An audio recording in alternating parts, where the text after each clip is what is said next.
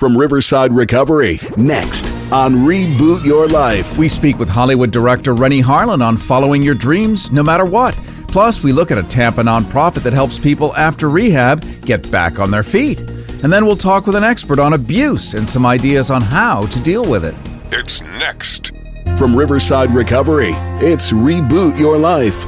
Experience the ultimate reboot of your journey. Start anew and rediscover you. Transform your story. Rewrite your life. It's Reboot Your Life with Cary Harrison and Ashley Neal. From the Riverside Recovery Studios in Tampa, Florida, Cary Harrison here with you, along with Ashley Neal, and thanks for listening to Reboot Your Life, where we help you get back the life you love through life hacks for recovery, resilience, battling addiction, expert advice, and stories of our human experience. You can also enjoy our Anytime podcast on all major platforms. Just enter Reboot Your Life and make sure you like us when you share or listen. You know, sometimes trying to recover feels like a total drag, a series of obstacles merely to overcome. But finding the joy in some of this hard work is just as important. A new life can be filled with playful curiosity and maybe a first-time ever opportunity to explore that new and better life. Well, with me right now is blockbuster Hollywood director Renny Harlin, who you might know from Cliffhanger, Die Hard 2, A Long Kiss Goodnight, among many, many other films. His latest movie, The Bricklayer, was more than just an action thriller for him. It was a chance to follow his dream and be playful with his stars, like Aaron Eckhart from The Dark Knight and Olympus Has Fallen, and Nina Dobrev, The Vampire Diaries and Let's Be Cops. Director Renny Harlin is a real-life lesson in following your dream and your passion. Imagine having a life filled with choices and opportunities. This is truly available for all of us. It could just, well, it's just scary jumping off the high dive into opportunity. Director Renny Harlin, thanks for joining us on Reboot Your Life. Thank you, Cary. Very nice to be here. So glad to have you here. Director Renny Harlin, you're originally from Finland and are known for your mastery in the action thriller genre, having brought big blockbusters to Hollywood, and they're very grateful, by the way. You originally wanted to be a pilot, but then you ended up choosing a creative life and finding joy in the process. So there's really something to be said for learning who and what you are and then following your passion. It really is. And somebody smart once said that, you know, if you choose to do what you love in your life, you'll never work a day in your life. And of course, you know, it's life is not always easy and simple, and you know, you work long hours and you sacrifice your family time and those things. But there's also, I believe, there's a way to balance that stuff. And my love for movies has been there since I was 6 years old, when my mom took me to the movies for the first time. She was a movie lover, and she installed that love of movies in me. And for me to be able to do this my whole life, I've been doing films since I was 11 years old, and to be able to cook up these stories and get all the children to come together with me and play and have fun. You know, I was just making another movie. I just finished shooting another movie with Sir Ben Kingsley. He's 79 or 80 years old. He's still doing what he loves, and he said to me, like, you know, can we just play? He called me the governor. And he said, Governor, can we just play?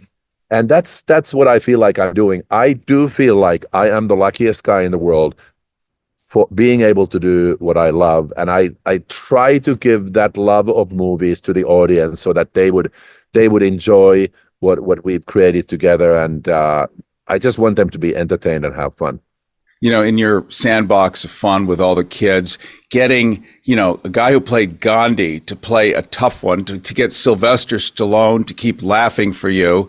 I mean, when we see them on the screen, they're kind of many times they're the same guys, the same kinds of characters. But in real life, you're dealing with the same kind of kids who have the same sense of humor and the same appetites, and you end up having a really fun experience. People see a film and they just know, like reading a book. You have no idea what the author went to write it. but there's so much joy in it. And I think that's what you're showing us here.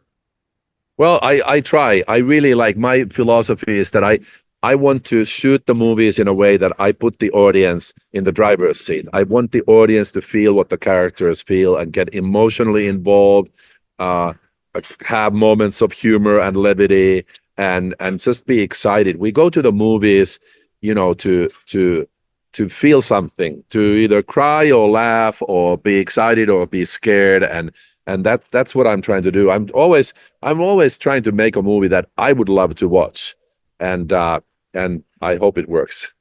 Well, more power to you. One final question. You're not stuck in a single genre. Sure, we've had blockbusters. We've had the people that I mentioned, Sylvester Stallone, Bruce Willis. But you also play with Chinese themes, different genres, history. You're not a monolithic director. You've got a wide spate of appetites and imaginations here. Well, I feel like there are so many stories to tell, and I maybe it's a cliche, but I think every filmmaker in their heart, you want to do your big war movie, and you want to do your spy thriller, which I did with The Bricklayer, and I want to tell my love story still. I want to do my beautiful, beautiful romantic love story. And I like horror also because I grew up watching Hitchcock and Polanski, and I love scary movies. I love scaring the audience. So there are so many genres. I don't want to be pigeonholed into just doing one thing. I want to tell so many different kinds of stories and entertain people. So who knows what's next, but I'm keeping my eyes open. And for me, it's just when I see a script that is exciting, that it's visual, that has interesting characters, it doesn't matter what genre it is. It's just an opportunity to tell an entertaining story, and I'm in. Director Renny Harlin, people think you just sort of magically appear in Hollywood, like you're discovered at the whatever a soda fountain would be nowadays. But when you are chasing your dreams, when you are pursuing your passions, you actually have to show up for that. It's not a fantasy, it's not a wish list, but you got to actually go kind of forge and create your future. And if you have those tools now, you can actually do it. I could say that I got really lucky, but it would be simplifying it. I believe in life, you create your own luck. And it's a combination of some talent, hard work, and being in the right place at the right time. And that's the advice I always give to people who are asking me, how did you make it? One big reason is how I made it was that I was so clueless. I was a 20-year-old kid from Finland. I didn't know how Hollywood worked. I didn't know that you needed to have an agent and a manager and a lawyer and all those things. I just jumped right in, and I said, I'm here. I love movies. I know how to make them. I want to make movies in Hollywood because this is where they are made. And I think that I took people by such surprise because they hadn't seen such kind of unbridled enthusiasm and passion and cluelessness that they thought, we got to give this kid a chance. He is so passionate about what he wants to do. And I think it's easier now than it was when I was starting out, because now you have, cell phones. You can make a movie with a cell phone. If you have a story idea and if you have a visual sense and you want to tell a story, you can literally do it with your phone, and you can that way prove to people that you have something. When I was starting out, it was so expensive to put anything together. It was very hard to prove that you can do it. But like I said, I went through a lot of hard years in the beginning. I lived in a garage in Hollywood for 2 years with no money whatsoever. So, and last thing I say is my mom, whenever I was able to gather enough money that I could actually use a payphone to call my mom in Finland, she said, Renny, please come home. You're a talented guy. You can have a nice life here. And I said, I can never admit failure. I would rather die here than come back to Finland, admit that I never reached my dream. And that's how I made it. And we should explain to people that living in a garage in Hollywood sounds, because you've seen it on TV, as this place where allegedly movie stars are at cafe sidewalks, enjoying lunch out, and there is no such place. It's basically a giant set. And Hollywood, though the brand is glamorous, living in a garage in that place, not so glamorous. So did you pay? You're absolutely right, and I think the biggest disappointment in the world is when people, either for a tourist holiday trip or for work dreams or whatever, they say we're going to Hollywood, because, like you said, it doesn't exist. There is no glamorous place where people are walking on the sidewalks and sipping cappuccinos or martinis and hanging out with stars. It doesn't exist. You will never see a star in Hollywood because Hollywood doesn't exist. So be prepared. It's a tough place. Yeah, I had a little mini studio, and you talk about 1 in a million, and it's the same thing in radio and broadcasting. 4 companies own everything, so have a nice day. But I built a little micro studio on Hollywood and Vine, just a famous intersection, little green screen studio.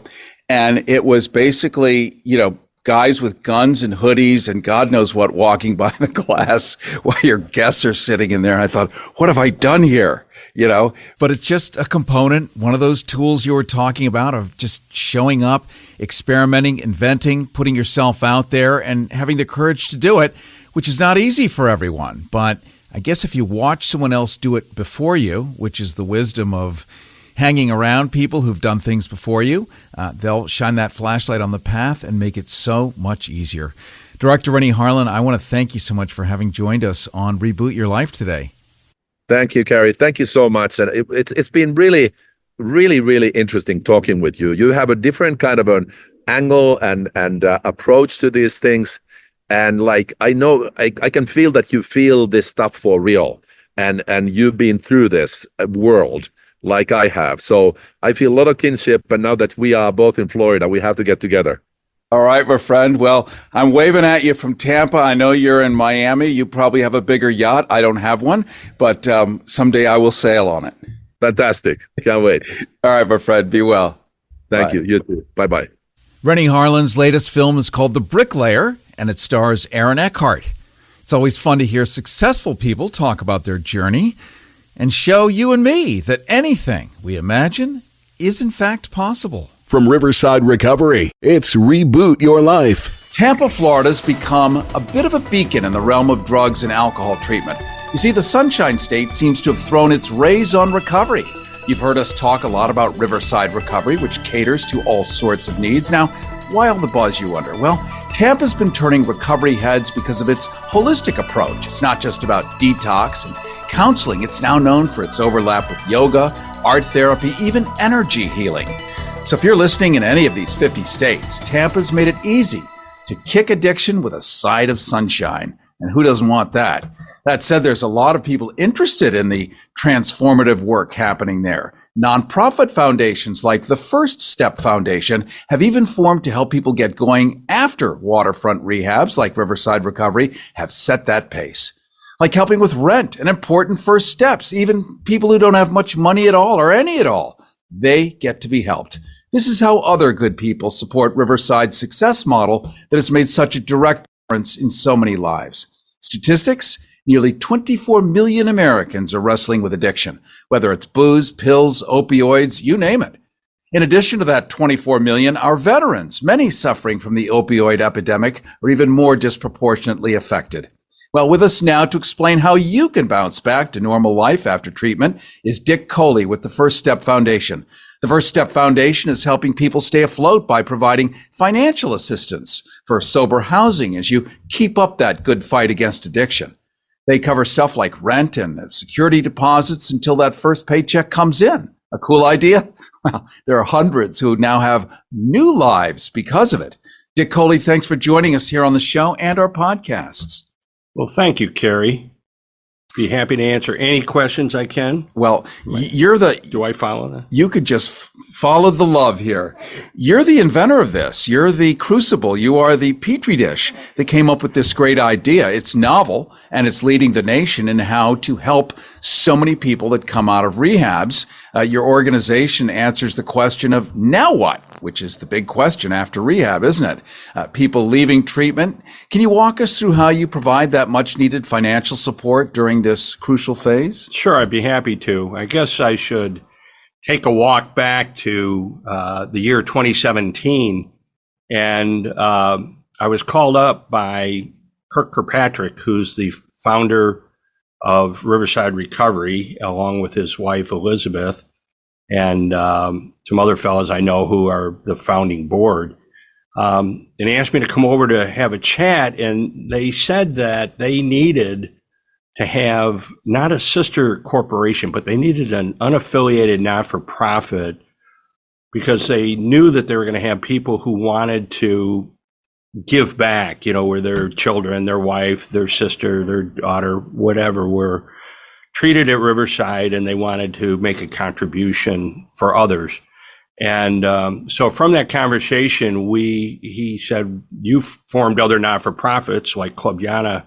Could you go ahead and help us out?" So when Riverside was a mere kernel of a thought, he started bouncing it off of me. Then he put his financial acumen together to make it all work, and truly dedicate himself to helping others to recover in a professional and personal sense. But so out of that meeting in the fall of 2017, I went ahead and formed, it was originally Riverside First Step Foundation, Inc., and then asked two gentlemen, one who's an advertising executive, Tom Vanderclip, and this gentleman, Dr. Danius Druktinis, was an emergency room physician over at Tampa General Hospital.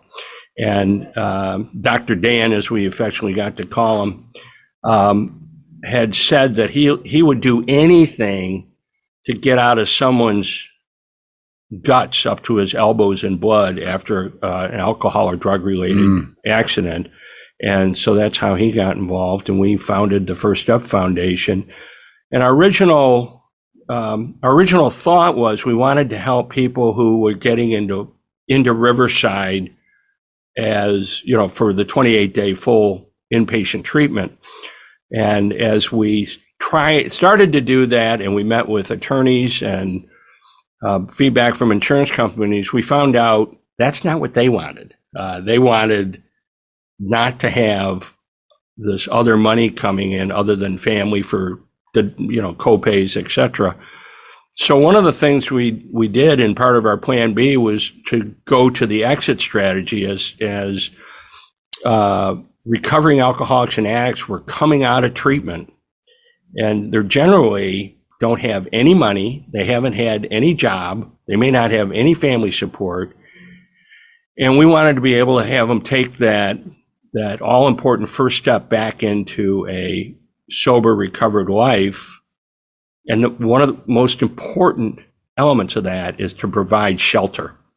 So by going to approved sober living homes and working with them, we decided that we would pay that first month rent and fees, deposits, in order that they had a running start. So by the time they had a good job and their first paycheck in week 2 or 3 or 4, they had a safe place to live with other sober individuals. Obviously, men are with men and women with women.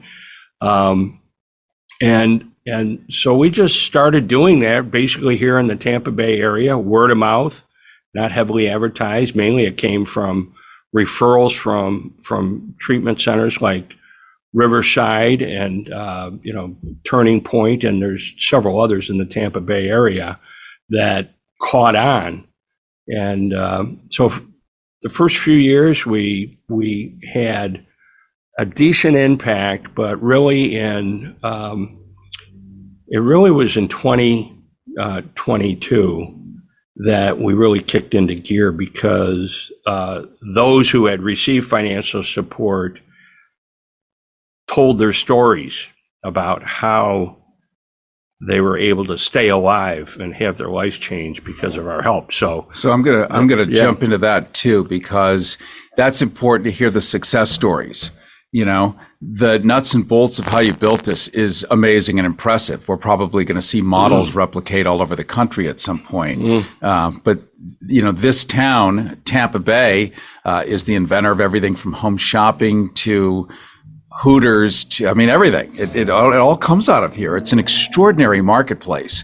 So we're going to see more good stuff. So here you have the First Step Foundation. You cover people's initial rent, maybe multiple times until they get that first paycheck. You get them back on the seat. You give them a shot to get back into life, which is the one thing missing when anyone gets out of any treatment or rehab. It's like, here you go. Have a nice day. You know, check in with us now. It's like, yeah, but I'm flapping like a fish out here. And now they don't have to flap. They've got like infrastructure because of what you guys do. We're very conscientious because of the HIPAA laws that we always request only a first name, last initial in any of our applications and requests. So in doing so, I often don't really know who the individual is that we've helped, but what's happened is by circumstance, and I'm in my 36th year of recovery, and I have had numerous men and women come up to me and say, "Are you Dick C?" And I said, "Yes, I am." "Well, you saved my life." And you know, that's it hits you. It hits me right in the gut. Of course, I'm a sap anyhow, but you know, a former hockey player. And a former hockey player with a soft touch, right? That's what having kids will do to you. They turn you into marshmallow. So you know, but those are a variety of personal testimonies of people who have gone out and they've gone to sober living, and then their wife or husband has taken them back in. They're reunited with their children who may have been taken away, which is the case in several instances that I'm thinking of. And, you know, something that's been most special in the past year and a half is there was a brand new woman's sober living home called Better Beginnings. And the woman who started it, Tamara, was director of nursing at a major hospital, but her daughter had gotten sober going to a women's sober living home in St. Petersburg. And she just found a calling that she wanted to help women. And so she started and got in touch with me. And as we got talking and helped women to get into Better Beginnings and pay their first month, I said, "Well, how have you been surviving so far?" And she said, "Well, just kind of cash flow. You know, I can't say no to them. So I take them off the street, and then when they can pay, and this and that." And I talked to my board and I said, you know, we've always wanted to help more women because it was, you know, just the way it was. They're probably 90% men sober living and 10% women. So we decided to go ahead and do a little something more. So I asked her what her entire receivables were for the other 9 women or so that were already in there. And we caught her up 100%. And literally got her home off the ground and from the red and into the black, and then have continued to do so. And I'll tell you, they couldn't be more supportive. They sent pictures of all the ladies and beautiful thank you cards. And so, you know, those are the things that you know, you're not in it for the thanks, but it's always nice when you get something like that. And so we've really helped a lot of newer sober living homes. We're very proud of helping more and more women. And the other thing that we did just right out of the blue, the Veterans Administration will pay for a full treatment program for veterans. However, there's no funds for travel or anything else. So I got a call from Kirk at Riverside last year. And he said, we have this woman with the Veterans Administration up in Georgia, in Alabama. And would you mind talking with her? She has a vet who we'll take in, but he can't get here. From that conversation, we ended up flying 3 of our veterans down to Tampa, picked up at the airport by Riverside, went into full treatment, and got them back safely back to home. And so that's, and we also work with the Veterans Court here in Tampa. So you're not limited exactly to what you had originally thought. Well, we're going to do 1, 2, 3, 4, but sometimes you do 6, 7 if you can. That's correct. If it's possible.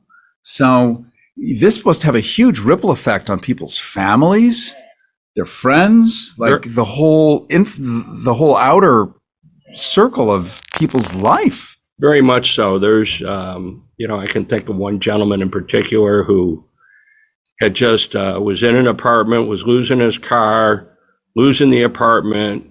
His wife and daughter were back at the family home and hadn't seen him in a while. And while he was in treatment, they were going to repossess his car and lock him out of his apartment. We ended up going in and making the car payment 2 months in arrears and paying the lease up on his apartment up current while he was still in Riverside, just to take that financial worry away. And he eventually reconnected with his wife and daughter and have been a very happy nuclear family. So, we aren't limited, and we actually can go anywhere we want. Now, we have elected, just because we're not that big, we helped 169 men and women in the last 12 months. I just happened to check it because we have a board meeting tomorrow. And these are people that oftentimes would end up being homeless coming out of treatment. Sure. And in fact, had one woman who was principal of a woman's high school, private school, who was going to be homeless the next day. And she said, well, here's my situation. And I knew her because she was the former wife of a friend. And I sent a text message to my board, got a response right back. And I said, give me the name of the sober living home, which is Opal House, and paid electronically. And she got in that night instead of sleeping in her car. So there's some really cool on the spot things that we've done to help out. But we've had to limit ourselves back here to the Tampa Bay area. We were getting requests not only from around the state, but from around the country, because no one seems to be doing what we're doing.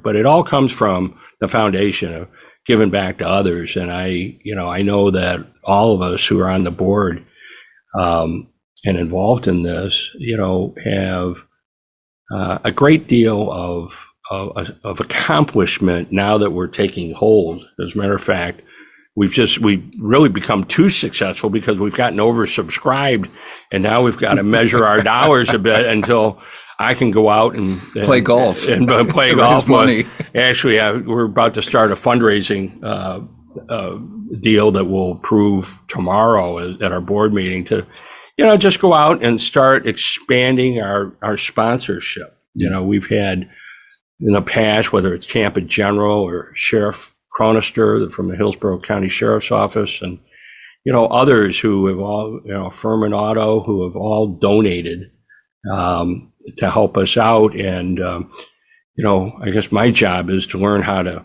ask more. Right. And nobody is trained that at home. Growing up, it's like you're not supposed to talk about money. Yeah. You're not supposed to ask for money. Yeah. You're not supposed to mention it. You're not supposed to think about it. Yeah, we actually, I've applied for the Tampa Bay Lightning, our hockey team here. They have a community heroes thing where you can get $50,000. So, I did it the last couple of years. We just didn't have enough of a story yet, but now we're there. And so hopefully we're in this final round for this season, and maybe the hockey gods will look down upon us and decide we're a worthy cause. We can use the money, that's for sure. Well, let's end with that, Dick Coley. How can people support you, know more about you? be involved? Well, on our website, which is www.firststepfoundationinc.org, you'll see there's a donate button. Just hit the donate button and fill in the information. It all runs through PayPal. You can use a credit card or whatever, and that's the best way to donate. If someone wants to write a check, they can write it to First Step Foundation. We'll get it and put it into the account. FirstStepFoundationInc.org. That's FirstStepFoundationInc.org. Dick Coley, I want to thank you so much for joining us today. Thank you very much. Appreciate it. More straight ahead. Are you familiar with Riverside Recovery of Tampa? Well, they offer a profound, all-embracing approach to addiction treatment. With a dedicated team of empathetic professionals, Riverside Recovery is committed to guiding individuals on their path to enduring recovery, using a variety of science-backed therapies, counseling, and support services. Riverside Recovery values the individuality of every recovery journey. Their tailored treatment plans respond to the specific needs, the hurdles, the goals of each resident, providing effective aid regardless of whether you're taking your first steps in recovery or maintaining your progress. With Riverside, recovery isn't just achievable, it's an influential journey towards a healthier, brighter future. The testimonials of those who've undergone treatment there are evidence of rediscovered self-worth and potential. Located on the tranquil Hillsborough River of Tampa, Riverside serves as a peaceful haven, promoting self-discovery and healing. They acknowledge that recovery is about more than just overcoming difficulties. It's also about finding your innate strength and resilience. The Riverside Recovery's committed team are your empathetic allies in your recovery journey. They comprehend that genuine healing involves the mind, the body, and the spirit, meticulously dealing with all facets of addiction. You can discover more at rrtampa.com. That's rrtampa.com. Or reach out at 1-800-871-5440. That's 800-871-5440. 800-871-5440 or rrtampa.com. Did you know that Reboot Your Life is on every major podcast service in the world? Now you can hear us 24/7 on demand and share us and like us with your friends. Keyword, Reboot Your Life on every platform from Spotify to Apple, iHeart to SiriusXM's Pandora, even Overcast and TuneIn. So join us online and share us with everyone you know in recovery or who could benefit by hearing these shows. Let us know what you think of our podcasts and throw in some likes and stars for extra love. Now we're always here for you. That's Reboot Your Life wherever you get your podcasts. From Riverside Recovery, it's Reboot Your Life. Life 2.0. It's your life and your reboot. It's Reboot Your Life with Cary Harrison and Ashley Neal. Cary Harrison with you, along with Ashley Neal, and thanks for listening to Reboot Your Life, where we help you get back the life you love. You can also enjoy our Anytime podcast on all major platforms. Just enter Reboot Your Life and make sure you like us when you listen or share. You know, a lot of us came from homes filled with abuse, whether we were the children or spouses. It's generally a taboo topic, and you don't get to hear much about it because it ruins the myth of the perfect American TV family. And I never had that perfect American TV family myself, but I did watch it on TV and say, really? Your mother wears pearls while vacuuming and high heels. Huh. But you know, if that's what's on TV, that's the reality that millions of people absorb together. Meanwhile, at home, something different is happening. Millions upon millions have to deal with a certain kind of home fallout on a daily basis. And the best thing we can do is understand how, if we grew up in such a household, not to even repeat that behavior, even unconsciously, even though we're definitely not aware of it most of the time. And we're going to be bringing on Sabrina Osso, best known for her TEDx talks on creating a safe home environment. We're going to explore some of the basic language that people use and the assumptions we have about each other that can actually be, believe it or not, abusive, even though many of us never occurred to us. You know that old adage of sticks and stones may break my bones, but names will never hurt me? Not true. Oh, not true at all. Names burn in and have a permanent effect. That's why people use them. Yeah. Insults can have afterglow that can last for years. So let's just dive on into it. Say hello to Sabrina Osso, whose TEDx talks, children's books, and guidance to the real estate industry even are beginning to create a buzz around respect and safety in our homes. Sabrina Osso, glad to have you on Reboot Your Life. I'm so glad to be here, Cary. Thank you so much for the opportunity. Well, this is a kind of a taboo topic, therefore I love it. We should dive in head first. In your TEDx talk, you say the responsibility of safety should not be in the hands of the victims. Can you help us understand what that means from the standpoint of the victims? We have to think differently about safety, about respect in homes. And as I say in my TEDx talk, why should you leave? You're the victim. You just got beat up, verbally, physically, sexually abused. Children may or may not be involved. Well, why should you leave? You stay right where you are. The responsibility of safety needs to be in the landlord, if you will. And I'm not trying to create more work for the landlord, but it should be, respect should be a required standard. So it should be a new way of residency right off the bat. You do You not. mean like in the lease? Actually putting that in the lease that Correct. you got to act like a Correct. civilized human being if you're going to live here? Right, right. And we have that in our policies that we have copywritten. It's a new way of residency, putting respect in documents so that way people can be held accountable. So I hope I answered the question, at least in a shorter version of it. Yes. Yeah, I totally wrap my head around it. It's a novel concept because we sort of imagine that we can, well, we part of our culture is that we do whatever we want. And for a lot of people, if you can get away with it and don't get caught, couldn't have been that bad. But if you're leaving a world of damage, including growing children, it's like growing a plant. If it grows at a weird angle and it's corrupt and busted, well, you're going to have a corrupted, busted, live adult human, maybe armed. And we sort of know how that can play out. So it's interesting having the landlord for whom I would think such a contract would be a benefit. Imagine having a tenant that, they sign the thing that says they're not going to tear the walls down. They're not going to throw hand grenades into the toilet. But if you also know that your tenant is not going to bludgeon people in the back room, you're not liable for that suddenly. This is a real benefit to everyone. Exactly. Yes, that's exactly why we designed it that way. And this is landlords, property owners, property managers, superintendents of properties that this will apply to. We intend to have this propagate over all types of residency, whether you rent, whether you own, whether you have a mortgage or not.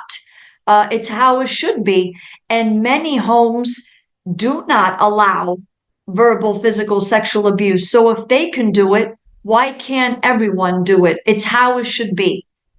Let's jump into a little bit, Sabrina Osso, about what abuse is, because we want to, since a lot of people are eligible to get treatment and other things for all the different things going on in the world, we need to let people know we actually get it. So give us some examples about abuse that you're talking about. The simplest definition is a pattern of coercive, forceful behavior. So you are imposing your will on someone else, and that could take the form of verbal, physical, sexual abuse, or a combination of all three. It also encompasses psychological abuse, mental, emotional abuse.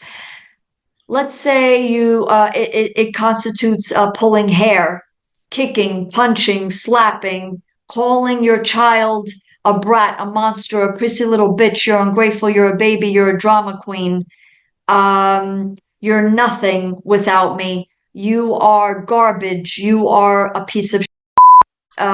That's all verbal. Any sexual abuse, rape, any sexual assault,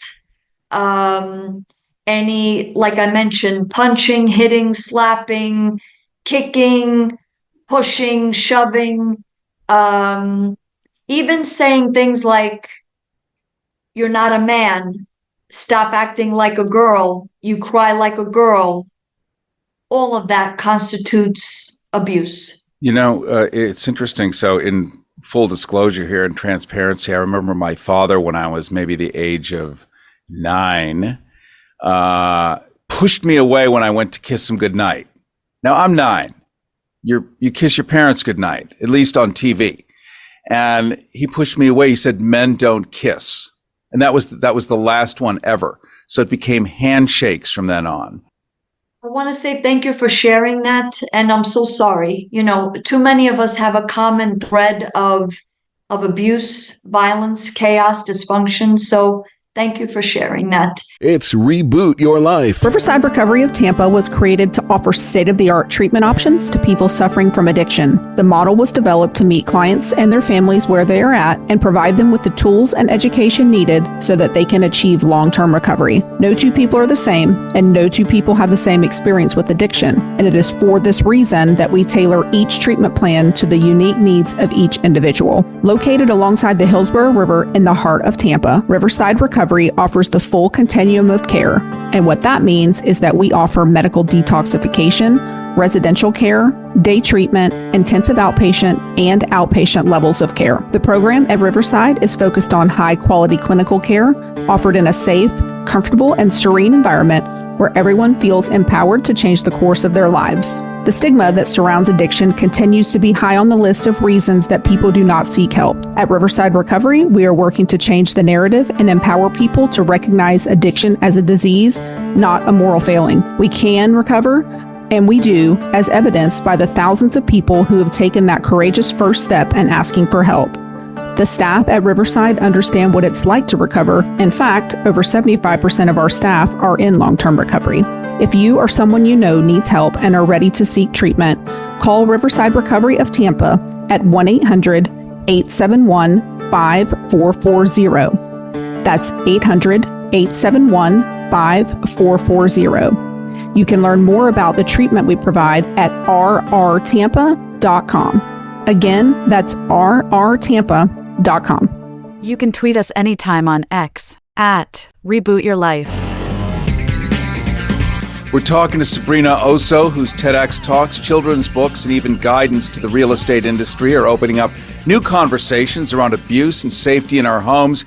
And we're exploring that which feels, unfortunately, very normal to most people. It's just maybe you've never even had a chance to talk about it, anyone to tell. You can always tweet us and let us know your story and let us know if you'd like to share it with us. Examples of a good relationship. Whenever you're with your partner, even if you just met him or her, you have in mind respect. That word is huge, respect. You do not cross any boundaries. If they tell you that is too much for me, you need to respect that and step it back. So it's communication, and we use that word a lot, right? Communication. But if someone is saying that to you, you need to step it back and say, okay, I went too far. Whether it be someone that maybe they don't want for the other person to pay all the time. They want to pay. So you respect that on a date, or if you are in a long-term or headed for a long-term relationship, that is a healthy relationship instead of having one partner pay all the time. So that is a good thing. Whenever someone listens, that has to be a integral part of a healthy relationship, listening, using that part of the phone. Instead of talk, you actually listen, you hear them. And even if you don't know what to say or not to say, just listening to them. And you could say, I really am unfamiliar with this territory, but I'm going to find out how to help you and me in this situation.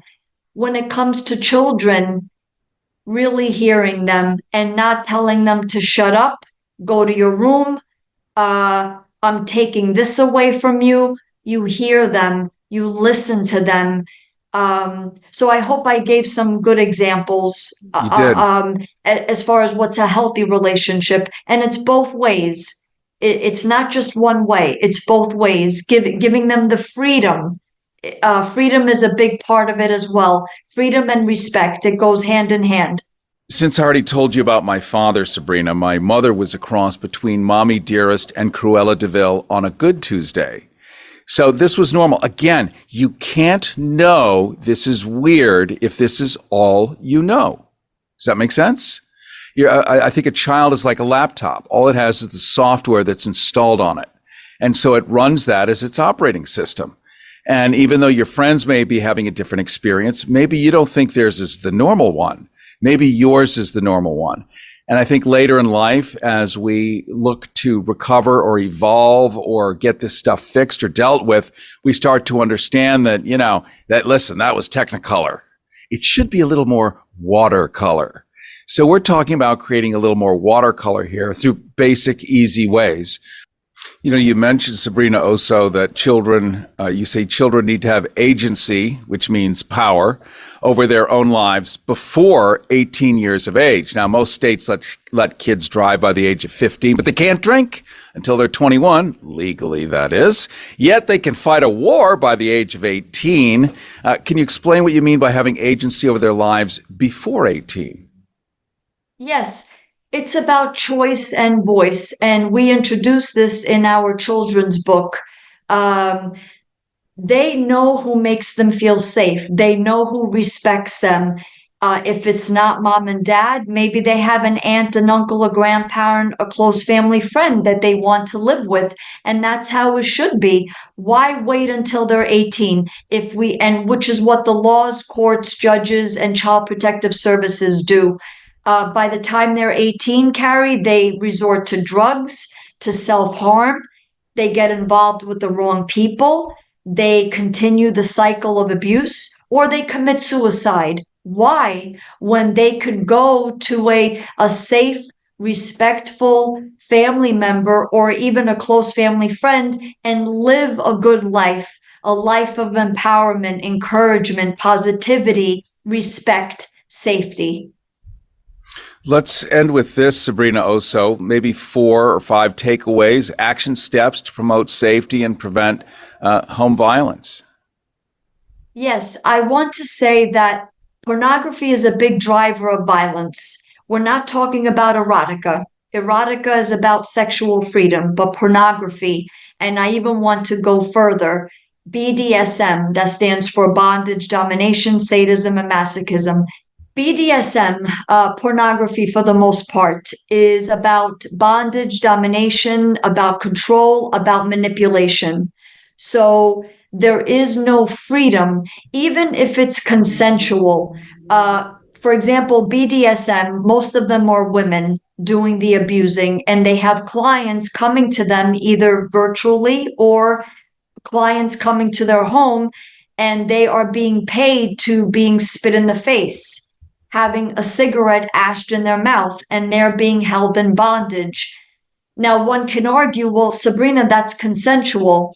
Is that a healthy environment? Is that a healthy sexual relationship? And I have to say, a lot of these BDSMers, they date submissive men, and these men could have children, and these children are roped in these situations where they are prisoners, slaves in their own homes.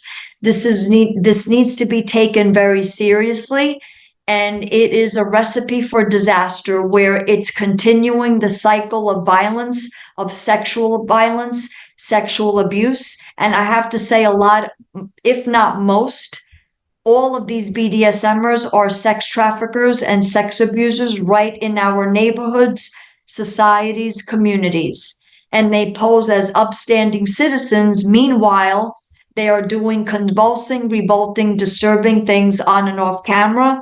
And once the camera stops rolling, the sex abuse continues of everyone in that household. It is a big driver of violence. So that needs to be a regular part of our education, especially for children. That's number one. Number two, you have to do your best not to fight in front of your children. We're not saying don't disagree. You're never going to have arguments with your partner. We're not saying that. But fighting where you're yelling, you're screaming, you're throwing things, that needs to not be a part of anyone's household. Number 3, do not call women and girls or anyone bitches, sluts, whores, tramps, sleazes, floozies, bimbos, thots, skanks, and all of the other lovely titles that are given to us. That is also a big driver of violence, where you're teaching your boys how to be hostile towards women, towards girls. Point number 4, we are big proponents of therapy at Oh So Safe. So as we say at Oh So Safe, there is shame in not getting help versus getting help. And try on a few therapists. Not all therapists are created equal. So let that be okay. If you don't work well with one therapist, try another therapist. And I would say also point number 5, let it be okay. Things go wrong in your day-to-day. Let it be okay. You are sitting in traffic, a snowstorm hits, you just spilled milk, or your child just spilled milk. Let it be okay. Clean it up. It was an accident. Stay in the moment as best as you can and let it be okay. We've been talking to Sabrina Osso, whose TEDx talks, her children's books, even guidance to the real estate industry are opening up new conversations around abuse and safety in our homes. Cary Harrison with you, along with Ashley Neal. Thanks so much for joining us on Reboot Your Life today. Let's end with a little meditation, a little thought for the day to help give us a little boost. How much time do we all spend allowing our imaginations to build small troubles into big ones, creating discontent? Well, the young can't wait to be older, and the old want to be young again. Those in the city think the good life's in the country, while rural people dream of bright lights and excitement. You know, we're never okay where we are, right? Right here, right now. Many of us had it driven into our consciousness that life's a war. Raised in families who expected conflict and combat, delivering messages to us like, this is going to be a lousy day. I can feel it already. Well, a contentious attitude always brings misery. I've learned that an expectation of hostility breeds hostility. And if we expect nothing but pleasantness and peace, well, we're going to find that life is not a war and people are not the enemy. Thanks for joining us. Check out more about Riverside Recovery simply by going to rrtampa.com. Riverside Recovery of Tampa was created to offer state-of-the-art treatment options to people suffering from addiction. The model was developed to meet clients and their families where they are at and provide them with the tools and education needed so that they can achieve long-term recovery. No two people are the same, and no two people have the same experience with addiction. And it is for this reason that we tailor each treatment plan to the unique needs of each individual. Located alongside the Hillsborough River in the heart of Tampa, Riverside Recovery offers the full continuum of care. And what that means is that we offer medical detoxification, residential care, day treatment, intensive outpatient, and outpatient levels of care. The program at Riverside is focused on high-quality clinical care offered in a safe, comfortable, and serene environment where everyone feels empowered to change the course of their lives. The stigma that surrounds addiction continues to be high on the list of reasons that people do not seek help. At Riverside Recovery, we are working to change the narrative and empower people to recognize addiction as a disease, not a moral failing. Located on the tranquil Hillsborough River of Tampa, Riverside serves as a peaceful haven, promoting self-discovery and healing. They acknowledge that recovery is about more than just overcoming difficulties. It's also about finding your innate strength and resilience. The Riverside Recovery's committed team are your empathetic allies in your recovery journey. They comprehend that genuine healing involves the mind, the body, and the spirit, meticulously dealing with all facets of addiction. You can discover more at rrtampa.com. That's rrtampa.com. Or reach out at 1-800-871-5440. That's 800-871-5440. 800-871-5440 or rrtampa.com.